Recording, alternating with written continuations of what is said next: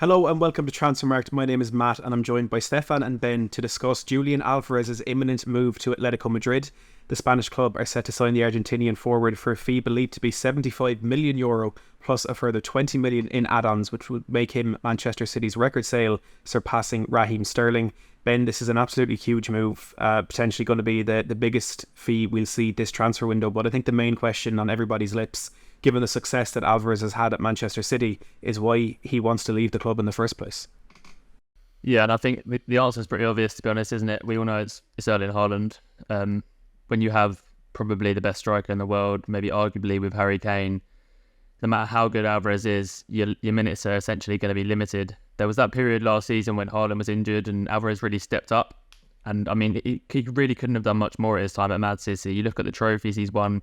He was obviously superb for Argentina at the World Cup, but also did well at the Copa America this summer. And whenever he stepped in for Man City, you know, he's been relied upon and he's delivered.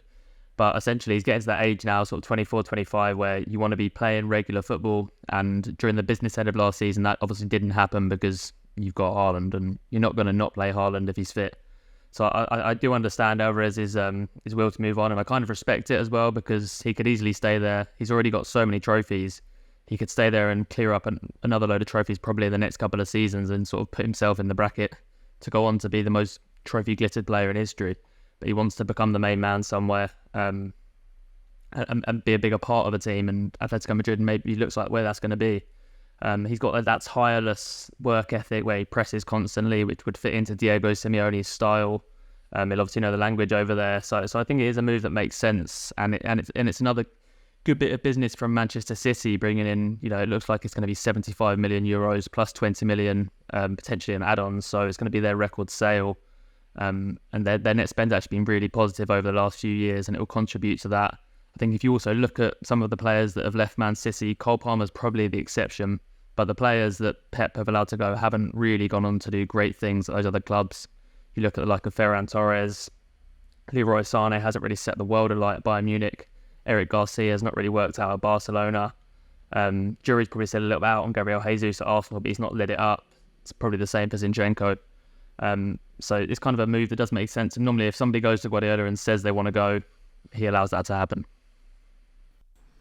Stefan, on the point Ben made there about Guardiola's departure is not gone on to do particularly special things, do you think Julian Alvarez could be the exception to that? Because the numbers that he's put up during his time at Manchester City, despite the limited game time, is really impressive, and he's actually in the top 10 for goals and assists of all Premier League players, despite the fact that he's played a couple of thousand minutes fewer than the majority of players that he's in competition with at the top of that list.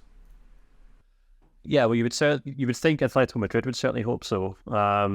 He joins that team with a really interesting parallel still in the squad, at least as we record the show, and João Felix, a very similar type of player, a player will be the only player that Atletico Madrid have spent more money on than Julian Alvarez. Of course, João Felix still the record signing for Atletico Madrid, and maybe joined the club at a much younger profile than Alvarez joins Atletico Madrid, but maybe kind of quite similar parallels in the sense that they really are putting all their eggs in one basket here. If you look at the way that Atletico have been performing in the transfer window this summer, they've seen quite a lot of big names move on. Obviously, Alvaro Morata has left the club after winning the Euros.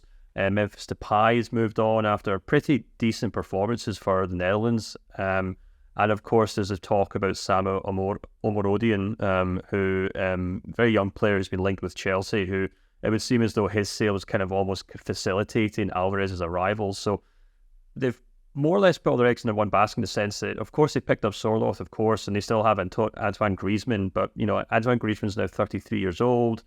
As a lot of Premier League fans will probably remember, Sorloth's a very straightforward kind of number 9 target man. He's a big guy up front.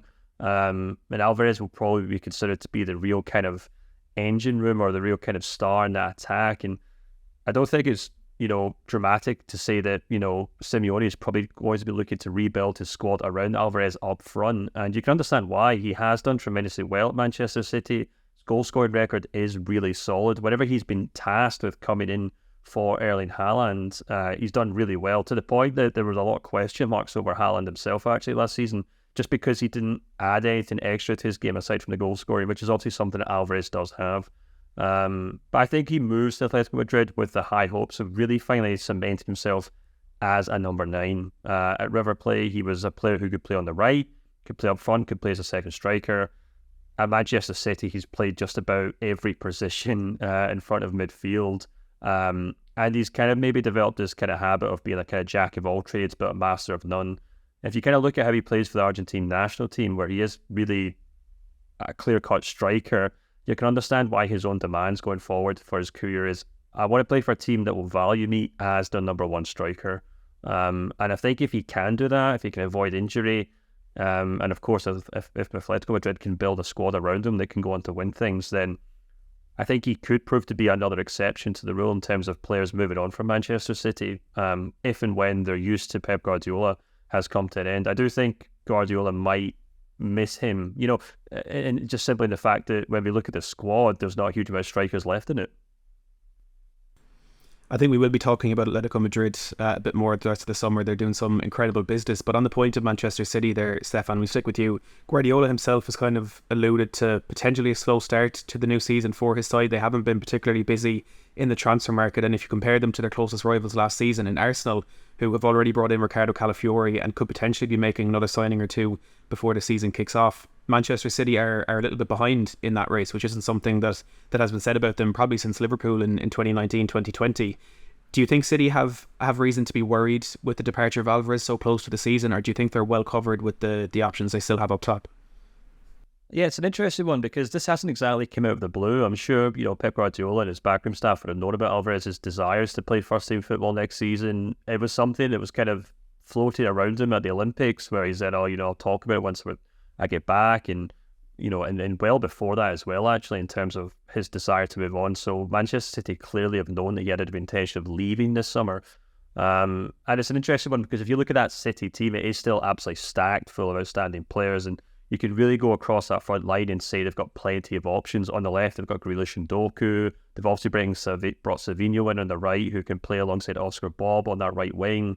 Number 10, they've got Phil Foden, Kevin De Bruyne as well, who, are both world-class players. But up front, it really is just Erling Haaland. Unless someone like Bernardo Silva was to come in and play as a kind of false number 9, then you're really kind of looking at no clear-cut number 9s in that team if Haaland was to pick up another injury. So it would be beyond the realms of possibility to think that Guardiola wouldn't bring in another striker. He's obviously got this kind of notorious reputation for being quite ambivalent about strikers in general. And, if Haaland was to pick up an injury for a couple of months, you could very foreseeably see someone like Bernardo Silva being tasked with playing as a false 9 for much of the campaign. But you would suspect that he would maybe still look to bring in someone who can just sit on the bench, who'll happily sit on the bench and kind of step in when Haaland is either injured or jaded or just not putting the ball in the back of the net. So it'll be interesting to see who they go for. Man United went for Wout Weghorst a few seasons ago. Maybe he's still available. That would be an interesting turn up for the books. But yeah, maybe a striker wouldn't be a bad idea. I would absolutely love for City to go down the route of about Weghorst or an Odi and a Gallo. I think that would really put the cat amongst the pigeons heading into the new season. Ben, do you agree with what Stefan was saying there about the options that City have up top? I do, yeah, but I think we also have to take into account I think it was 2020-21 season, Man City won the league without a striker. And some of those names that Stefan mentioned in those sort of forward positions, they've all probably played striker or a false 9 for Pep Guardiola before. We've seen Phil Foden play that role. We've seen Bernardo Silva play that role. We've seen Kevin De Bruyne play that role. So if Haaland was to get injured, they have got them options as well. And obviously Savio comes in as a winger as well, which releases another position for another player potentially to go up front and do that. We know how Guardiola likes to sort of fall back on that. Oh, and obviously the other thing to remember, if Haaland's fit, he plays. It's kind of the danger you have with Rodri as well. You can't bring in a player that's too good because they're going to want to play every week. And with Rodri and Haaland, you're going to get very limited game time, only really if they're injured or unavailable.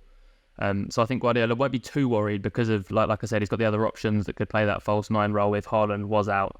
But I would expect City to reinvest some of that money and bring another attacking player in.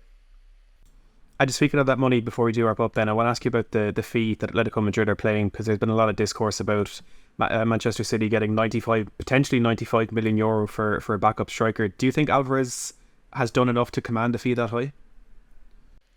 I think the initial fee of sort of 75 million euros is probably fair considering what he's done. I think if you look at Alvarez, I think other than Manchester City, you could probably argue he would start in any other Premier League team.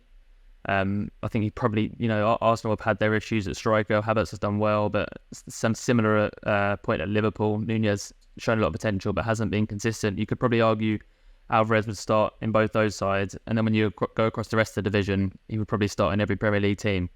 So in that sense, the Premier League is probably the strongest league in the world right now. He probably does demand a fee in that region. I think if it does rise to 95 million, that is a lot, but I imagine those add-ons will be very incentivized, so he's basically going to have to earn the right to be worth that much money at Atletico Madrid. So I do think it is a decent piece of business, and I think it's a player that will suit Diego Simeone's style of play. Let us know in the comments down below what you think of Alvarez's move to Atletico Madrid and that fee that the Spanish club are playing. Also, let us know if you think Manchester City still have the edge in the title race next season, or are Arsenal on the front foot now. Hit the like button down below if you've enjoyed this chat, and make sure to subscribe for more throughout the summer. But for now, thanks for watching.